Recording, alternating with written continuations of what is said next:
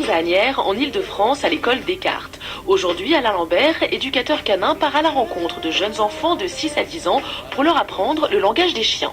La première chose qu'il faut savoir, c'est que le chien, c'est une éponge à émotions. Donc la première partie de l'intervention, c'est de voir quelles sont les émotions qu'un chien peut comprendre. Montrez-moi la peur.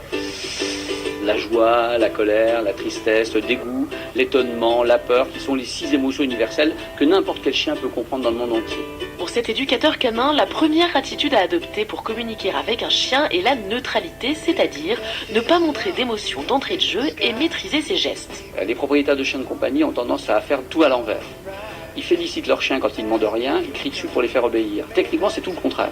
C'est-à-dire que quand j'ai rien demandé, je suis neutre, mais quand je demande quelque chose, je suis très content. Bravo, ma chérie. Concrètement, c'est par exemple, quand vous ouvrez une porte et vous avez un chien derrière la porte, c'est pas la peine de lui faire « Ah, mon bébé, tu es là !»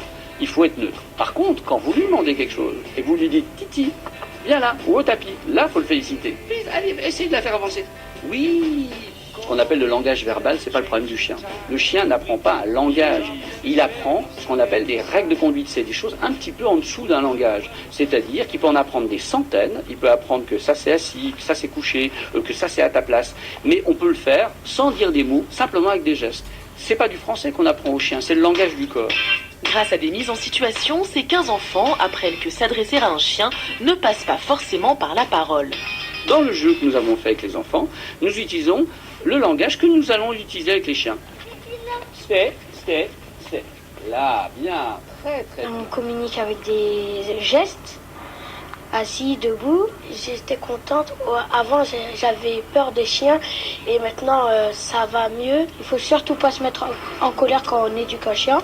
Il faut être toujours content. Et surtout, je veux t'entendre féliciter quand le chien vient bien coller à côté de toi.